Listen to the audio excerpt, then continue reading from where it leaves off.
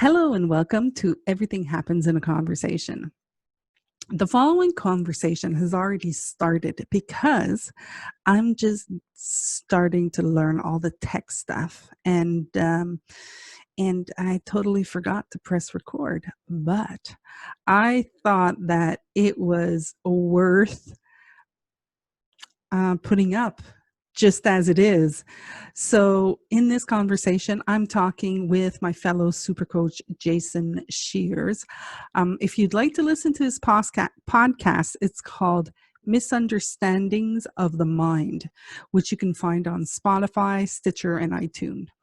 So yeah, that's it. Enjoy the That's going on conversation. within me, my thinking that's going on within me, my feelings that are a result of what I'm thinking in the moment that's creating the experience that I'm having, then it's just a default place to get to. It's just a natural experience to have when I see through the illusion of what I'm creating in the moment, you know? Yeah. How about you? How are you seeing it?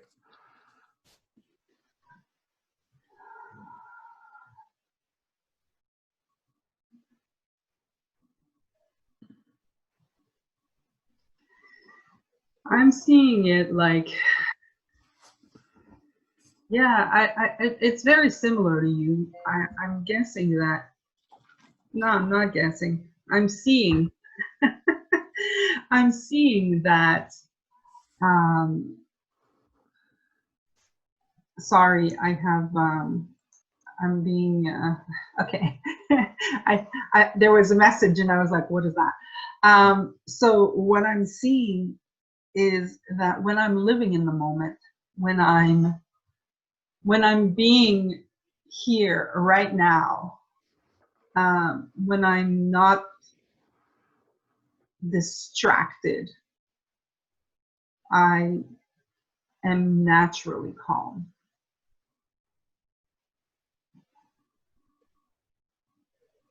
When I don't start thinking about,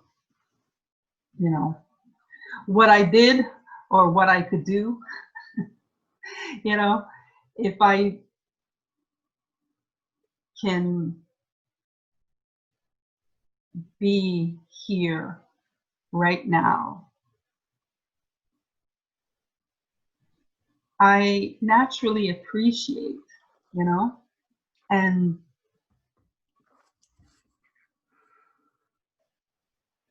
yeah, it's calm.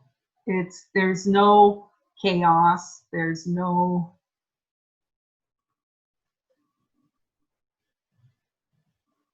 right or wrong, there's no label on it,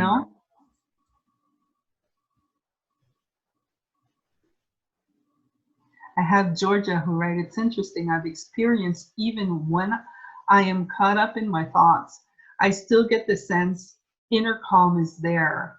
I can watch the drama from the place, even though I may be not able to stop it. Lovely description, Jason. Yeah. Yeah, once that roller coaster starts, it's kind of like the once I rev up my thinking, I mean, it's often get deeper into that experience. Even though I know inner calm's there, I can't always stop it. It takes a while for it to die down. Sometimes I can just go to bed and wake up the next day and it's all gone, and I kind of feel clear of that.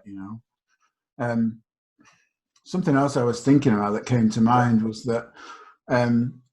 Inner calm, it for me was a byproduct of waking up to the illusion of life. It was like, see, while it always looked like what I suffered with, and what I think most of the people that I work with and most of humanity suffered with, was the illusion that there's a destination to life, that there's somewhere to get to, and it always, in whatever area of life it was, like the main areas of life, health, wealth, you know, relationships, well-being, you know, it always looked like there was somewhere to get to. You know, there was more money to be had, and when I got more money, I'd be happy. There was a better relationship to be had, and when I improved my relationship enough, then I'd be happy. There was more weight to be lost. When I lost the right amount of weight, then I'd get the better relationship, then I'd be happy. You know, it was in every area of life I could look and I could see that. You know, I could see that it looked like there was a destination, a place to get to, somewhere else to be other than here, someone else to be other than me, you know.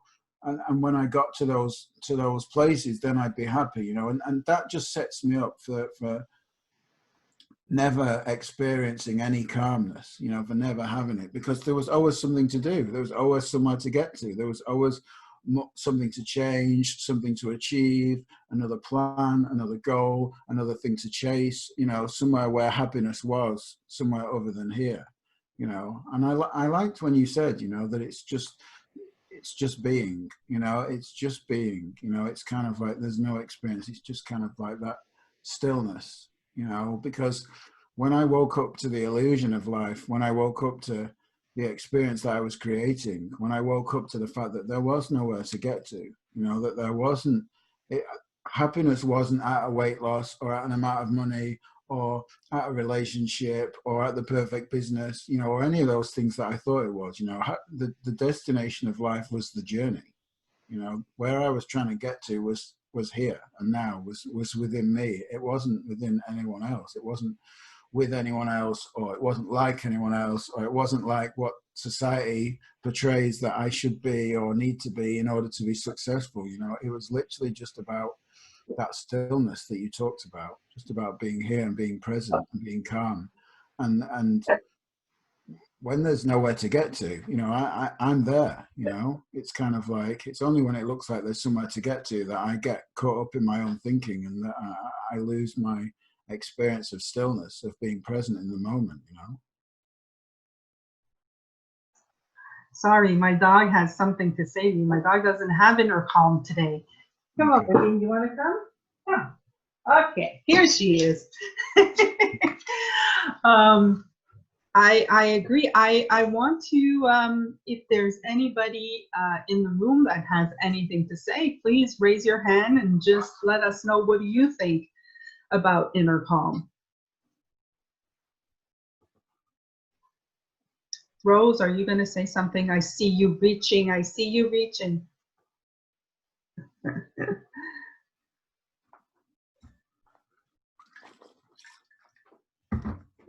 I'm unmuting you, Rose. Did you want to talk? Well, I was looking at I had the number 3 on my screen, but it's okay. Well, inner calm for me would be when you ask what does it mean, in my head it went keeping my inner demons calm, like keeping them like a beast, like keeping them asleep.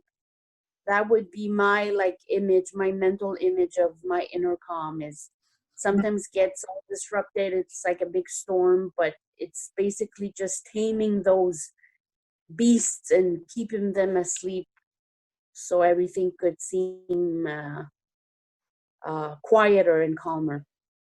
Mm. Mm. Those same beasts are falling asleep compared to the last time we chatted. That's interesting though. If you like, it's funny because it kind of like says what, you know, reaches what Jason was saying, where, you know, from one moment to another, all depending what we're feeding, you know, what thinking we're feeding, then we can be, you know, reactivated, we can be angry, we can be sad, we can be, yeah. And then there's this place where we can also just be okay. If there's like, you know, inner calm is not necessarily happiness. It's not necessarily joy. I think it's just everything's okay. Mm-hmm. I will be fine. no matter what. It's like, let me deal with, you know, when I first started looking at, you know, the being in the moment, I would, this is what I would do, is like, I look at the craziness that I was having in my mind. So something like, oh my God, I'm going to go bankrupt. This was the big thing for me. Like, going bankrupt was like totally nuts for me, right? And when I could finally see that that's what I was feeding or entertaining, I would bring myself back to the moment and say, okay, Jazz, how is it right now? Like, right in this moment. And that would just bring me back to calm. When I was taking care of my mom, you know, my mom had dementia, and you know, I had a big fear of losing my mom. And every day I was with her, and every day I would just bring myself back to, how is she right now? You know, and I'd look at her and I'd go, hey Mom, how you doing? I'm good. Like, she was good. She was always good. And then I was just like, okay, so right now in this moment, and that would bring me back to inner calm. And it, yeah, that's how it showed up for me. It's always okay in this moment, right? I mean, that's the cool thing, you know. And I was thinking, you know, when Rose was speaking about demons, or thoughts, as I might call them, you know, you know, I suffered more than more than most people that I know. I kind of like spent a lifetime with mental health diagnoses and living on the streets with addiction, you know, like suicidal, you know, like most people don't even believe me when I tell the story. It was quite bad, you know, but it's like I had a lot of demons. And even when my life changed somewhat, where yeah, I started to become a somewhat productive member of society, my internal demons were, you know, I thought they were deep. You know, I suffered still. You know, I didn't take drugs anymore. I didn't commit crime anymore, but I still suffered. I still had depression. I still, you know, I went to doctors for medication. I still hated who I was. You know, I still struggled with insecurity and anxiety, and my experience of life was terrible. You know, it was like I would always say that I had a lot of demons. You know, and it was funny when I first was, you know, learned the three principles understanding, was that like nothing in my life changed. You know, it was kind of like I had all these demons. You know, it was always about life. It was always about the same stuff. It was about relationships. It was about weight. It was about money. You know, it was just, there was so much anxiety about life, about everything, and sort of.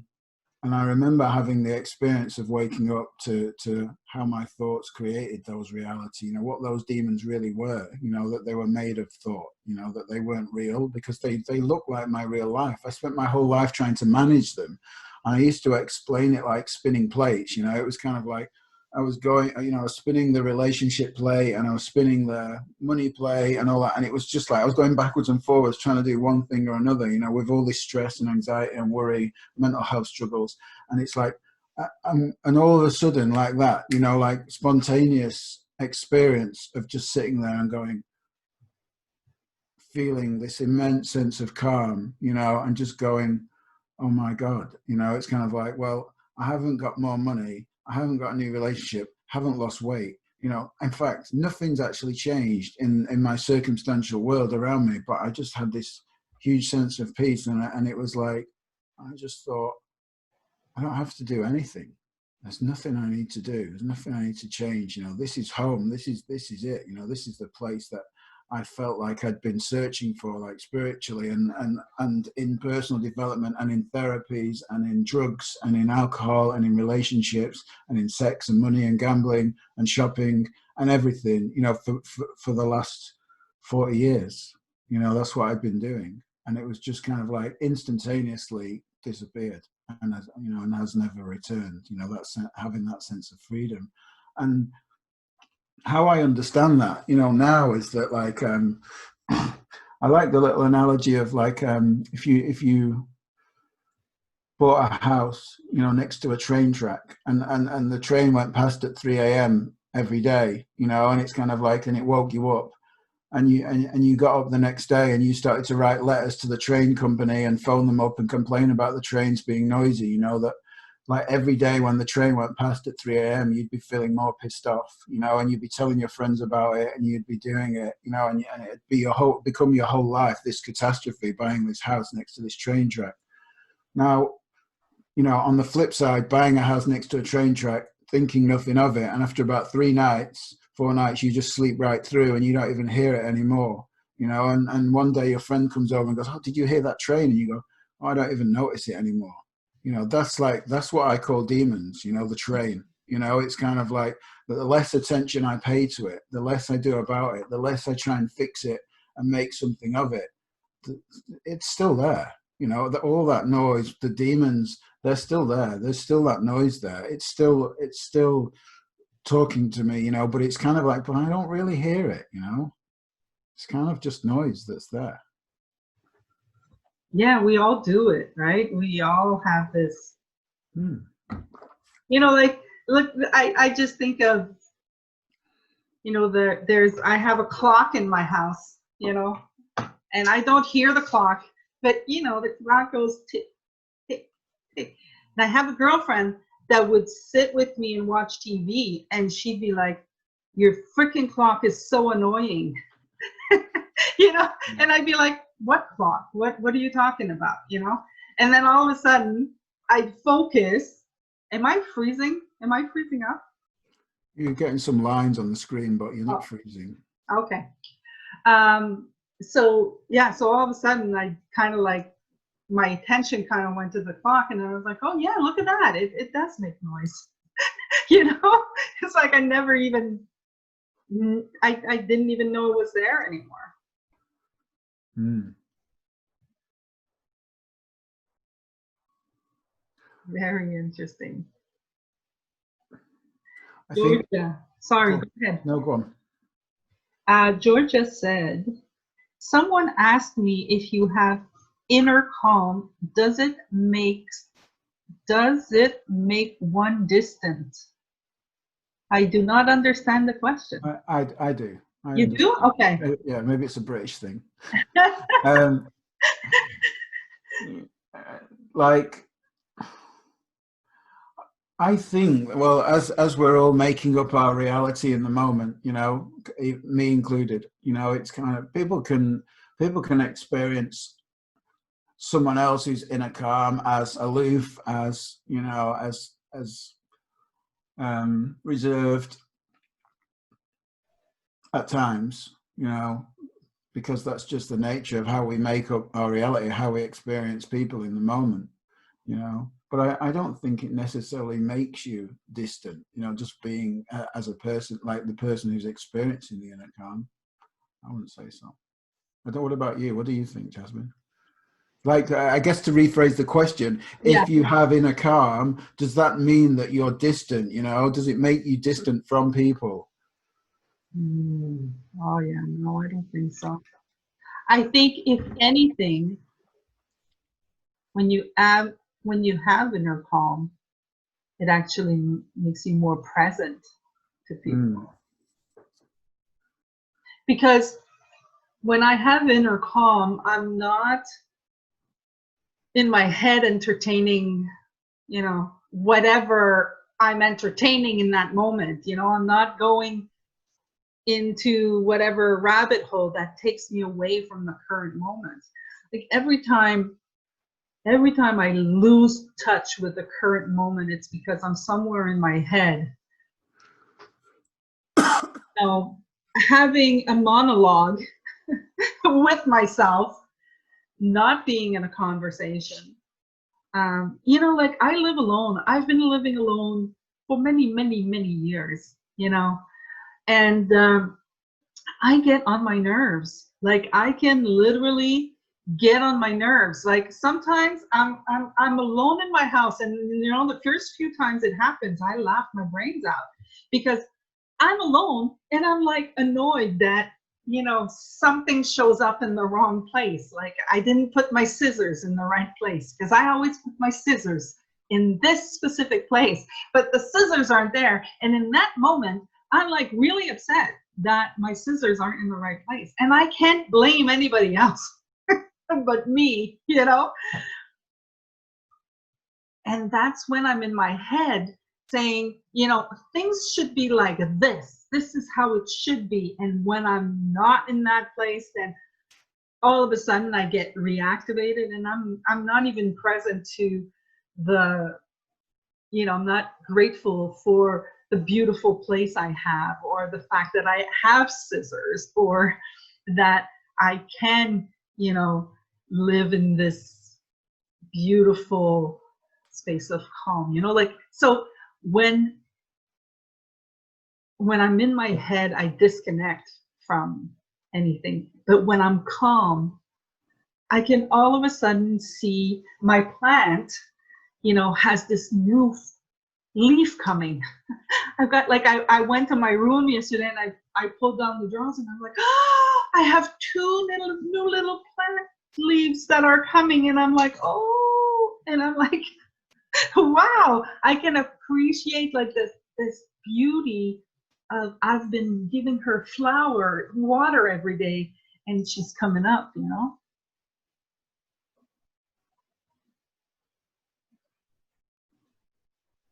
Yeah, that's so cool, isn't it? You know, it's like the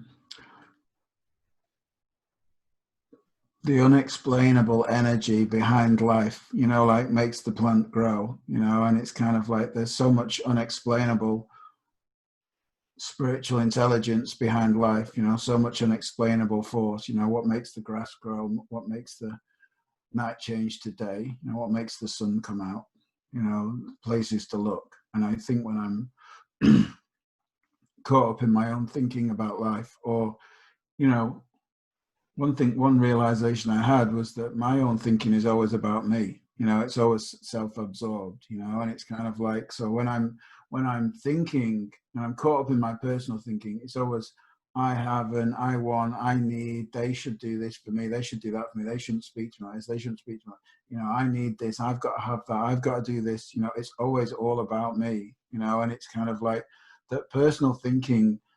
You know, my personal thinking is always like just completely self-absorbed, you know, and it's like when I'm not caught up in that thinking, you know, and it's by that, what I mean is not what I think, the details of what I think, you know, but the fact that I think, you know, the fact that that noise is just there. When it starts to look real to me, when I start to pay attention to it, or when I judge myself for having it, or when I get into the details of it, you know, it's like, I'm not seeing the clouds moving in the sky, or the leaves growing on the flowers, you know, or the plants, you know, I'm not in awe of nature, you know, of the beautiful experience that I'm having being alive, because I'm caught up in this story of me that I've created, this identity that I've got about how life needs to be in order to serve me, you know, and like the two like night and day differences, you know, of being alive for me, you know, one is just kind of like I can be wowed by the most just looking out the window, you know, and looking at the grass growing, or the trees blowing, or the, you know, or the sun in the sky, you know, or, and especially like from there, anything, my kids playing, kicking a ball together, holding hands, you know, or whatever it is, it's, you know, just real beautiful basic experiences. And have a magical like experience inside, you know, a real sense of calmness, sense of joy, sense of contentment, of peace, versus like you can buy me the most expensive car in the world and the biggest house, when I'm caught up in the story of me, and it's satisfying for about 5 minutes, you know, and then it's gone, and then I want the next thing, you know. It's like the fruitless pursuit of all things material and circumstantial and status wise, you know, like just they don't do anything compared to that feeling of you know, just being in nature, or just being alive and being aware of being alive, you know. Mm. We have Lee wants to go ahead, Lee. Hi there. Hi. Hey, Jason. Hi, Lee. Hi, Jasmine. Hello. Yeah, I just wanted. I thought that was a great question because of the idea of do we get distant, and I always used to think about that because anybody who said, and that's the operative word, said they had this inner calm used to sort of float on a cloud, and you'd be talking about, say, Manchester City, and they'd be saying, well, it's all thoughts and we are all one. And it's like, oh, can't we just have a conversation here, and I love that analogy. I think it was Michael Neal that said that he said we're an upside down duck, but it's the idea of a lot of people are like ducks, they act as if, or they're trying to desperately get this inner calm, and underneath they're going like this, their feet are going like crazy. So their outer shell is yes, I'm in bliss, and then internally they're going and all this stuff going on. But as Michael Neal said, it's the other way around. When you're the upside down duck. I used to, in England, you'll know this, Jason, the SAS, so Special Air Services. Yeah. And these guys are like 007 in military, right? They are phenomenal.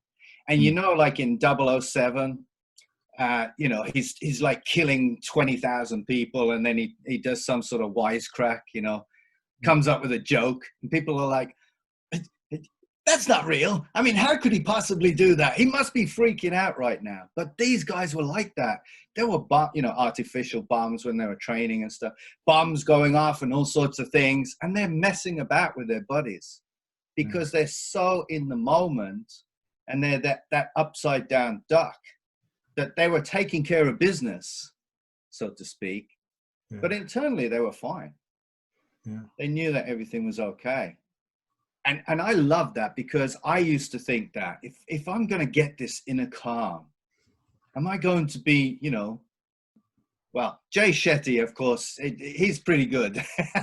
But, the normal sort of monk type people, like, again, Eckhart Tolle, I suppose, he has good banter. But if you saw him a few years ago, you'd think, oh, man, I don't want to be like that. Nobody will ever listen to me. Nobody will want a conversation with me. Yeah. And now I realize that it's nothing to do with your quote unquote personality. Your personality is your personality, right? Because it's made up anyway. So your personality just is. Whereas it's behind the scenes, isn't it? So it doesn't really change who you are as such. It just changes what's going on underneath. Would you agree with that? But say a bit more about what you mean about how it changes. Like, say a little bit more about that. Well, it changes in the sense that, let's say, for instance, like you had technical issues. Now, for me, I feel that I've got to that. All right, I've got to that awareness of inner calm. I won't say that state of inner calm, because I can't say I live there or anything like that. That's for sure. But in the past, let's say we had technical issues. Yeah. I would not be in a frenzy. So I'd be like a duck, right? Externally, I'd be like, okay, everything's fine. Internally, this is my French. Internally, I'd be going, shit. Whereas now, externally I go, no, but externally I'd be fine, and I'd take care of stuff. I'd be like, doing what I need to do, maybe apologizing, or I'd make probably some sort of joke over it, and I'd be okay internally. That's the change. What I mean, does that make sense? It does. And what comes to mind is something I was talking about the other day, is that, like, like in the past, it's like my thinking in the moment is like, oh shit, what's everyone going to think? You know, I'm going there. So it's kind of like, again, is this looking like a reflection of me? Now, this is all happening like at the speed of thought, like instantaneously. It's not, I'm slowing it down for the point of speaking about it, but it happens so quickly. But where the insecurity that I experience in the moment, you know, is in the future. So it's like when I'm not here, what will people think about me? Oh my God, people are not going to listen. People are going to think it's stupid. People are going to laugh at me. But I'm going to the catastrophic extreme of that thinking. So it's kind of like the experience, I'm having all that thinking. And what does it mean about me? What does it mean about my future? Does it mean I'm not going to earn money? I'm going to be homeless. I'm going to be on the streets. I'm not going to be able to provide for my family. You know, all that happens within a split second. So I'm going to the catastrophic extreme of what's happening here in the moment while we're having a little technical difficulty, you know, and then my body is experiencing all this anxiety and I'm having this thing, but I don't even see this that's going on, you know, it's kind of like, just happens, you know, the speed of thought, you know, like instantaneously. So, you know, yeah, when my thinking looks really real, you know, and it's kind of like, and I'm caught up in it, you know, then the place it takes me to is like, yeah, I can sometimes look calm, you know, on the outside and kind of like be like the duck underwater. But now it goes back to what I was saying about looking like there's somewhere to get to, you know, when it's kind of, when I know how life works and that I'm always okay and I've always been okay, you know, it's kind of like, and I've just thought I wasn't through most of it.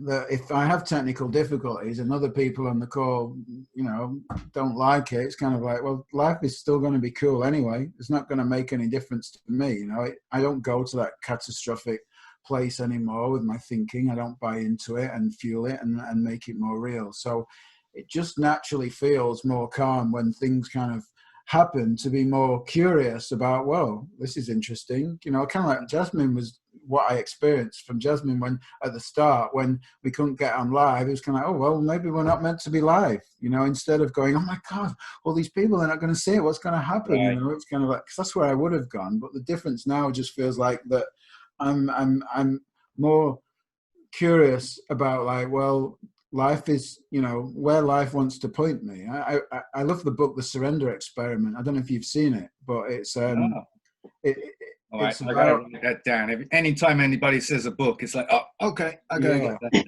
that. and it's about a guy who he starts off as a yogi in the 70s, and he ends up with a $1 billion IT company. Oh. And the whole story is about how he's got an idea about his life, yet life keeps pushing him in different directions. And like each time something happens on his journey, he talks about the resistance of it, how he goes, oh, no, you know, there was one point where he's a builder and someone's asking him to write IT software. And he's like, no, I'm a builder. You don't understand. You know, I don't do computer programming. And he ends up with $1 billion IT company. So it's all about kind of like what life is showing us, what life is giving to us. You know, when I'm caught up in the story of me, you know, like doing the perfect Facebook Live, you know, it's kind of like, how's it going to represent on me? When I'm not caught up in the story of me, then what is life showing me? You know, life's showing me that, well, it's not kind of working out this way this time. Maybe something else is meant to happen. Who knows?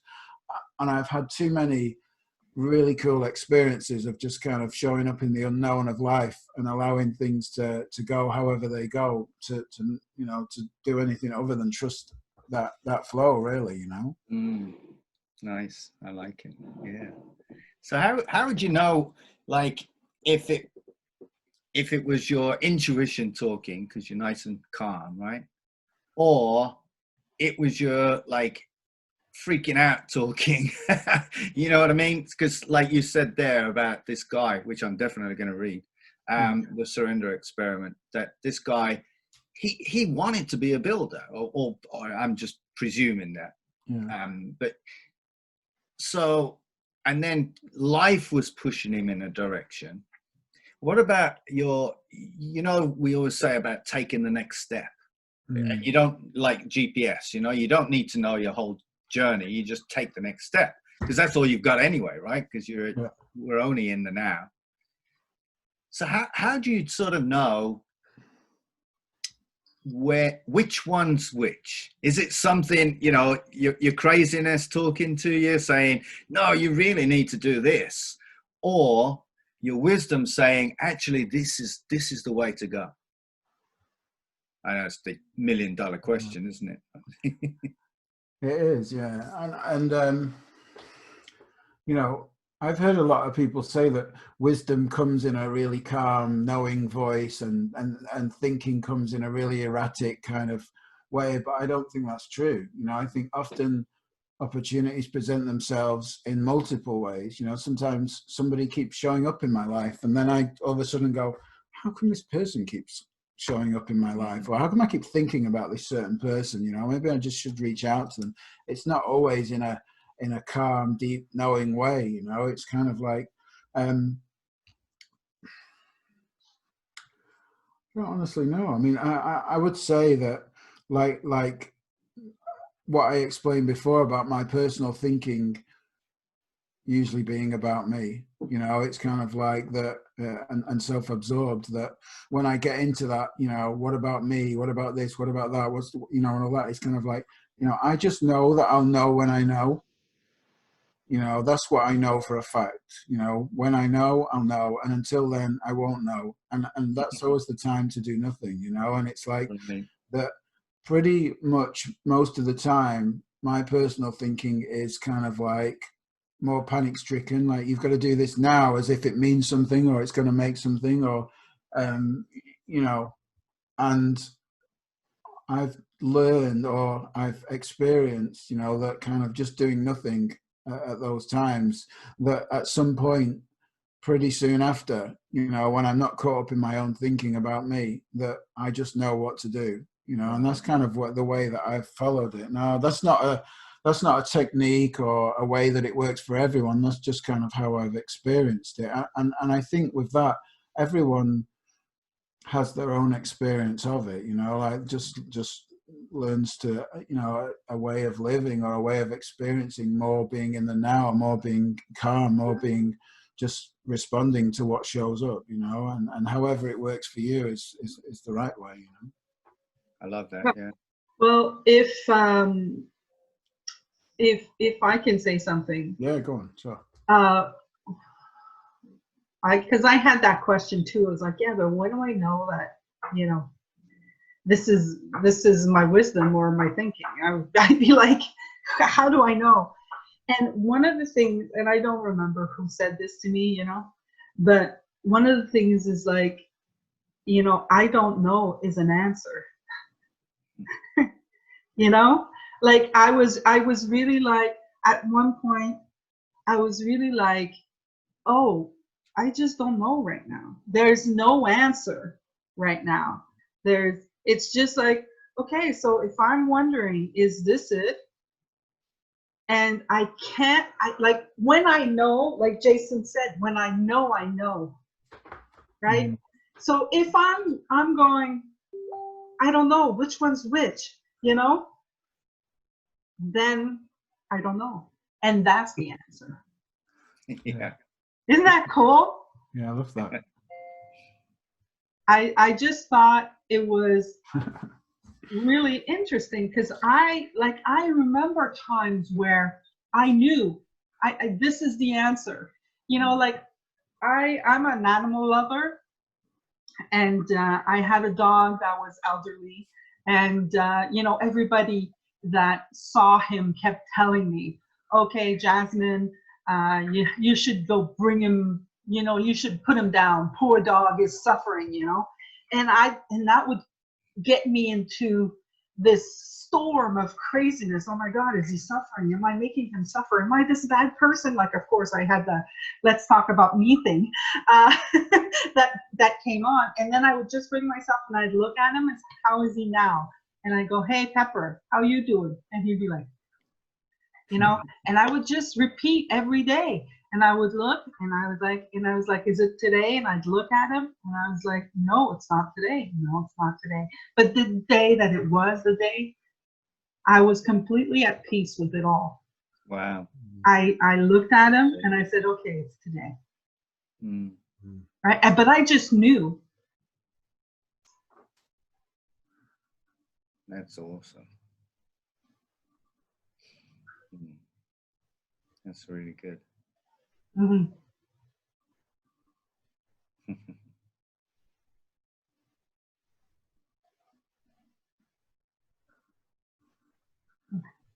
Yeah, I love that I don't have to make decisions that don't feel right.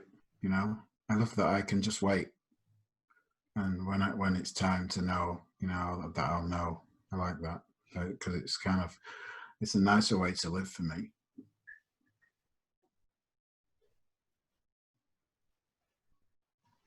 Yeah, it's more inner calm.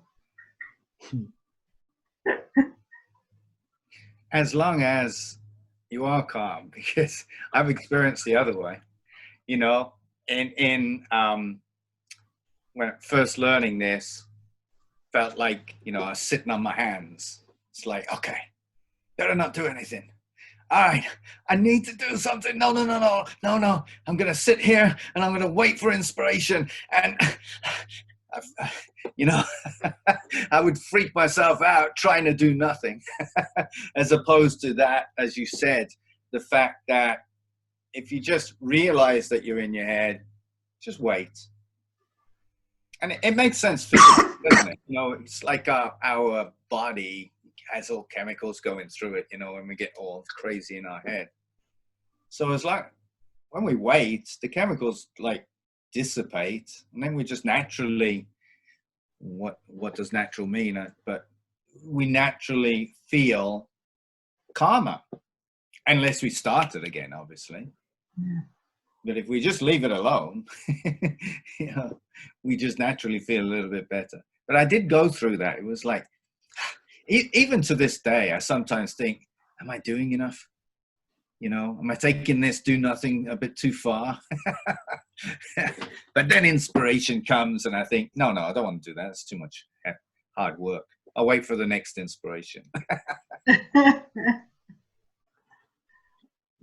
definitely went through a period of thinking that it was a prescription to do nothing, you know, like of thinking that, okay, you know, I just got to sit here and life is going to turn up on my doorstep, you know, I don't actually do any action, I don't have to take any, you know, it's kind of like, and that's kind of how it's going to work from now on. And I really thought for a while, and it was definitely a big awakening for me, going, oh shit, you mean what? I can try shit, I can do things, and I can create stuff, and it's kind of like, and if it doesn't work, it's okay, and it's kind of like, and some stuff may work and some stuff won't. Well, how cool is that, you know? And I went on that creative journey then, you know, which I've been on for a couple of years, but like, you know, it's cool just trying shit and seeing what happens with life, Yeah. you know, rather than just having to sit and wait, you know. Right. Yeah. Yeah, I had that too, that like I took it as a prescription. I think that's what we do. I think that, you know, we have that's how we've learned, right? Like we go to school and it's like, okay, well, if you want to add 1 + 1, this is what you do, you know, this is what it done. So we learn the behavior, and it's a natural thing that we do. We look for a prescription. Okay, well, okay, I can't sleep. Tell me, how can I sleep? You know, or I can't stop being stressed. Tell me how I can stop stressing, you know? And then we always look for something to do.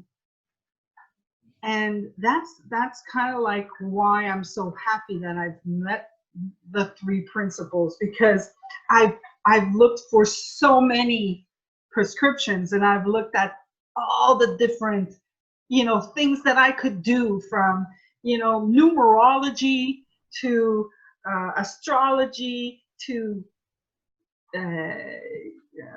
therapy, massage, like, you know, like I've looked at it all. How can I just be myself is the ultimate thing that showed up. And I still I still struggle with it at times, but I'm more myself than I've ever been, because I can let go of all that thinking that I have about how I should be and how I want others to see me. And and that's just such a relief to just be me. Yeah. Excellent.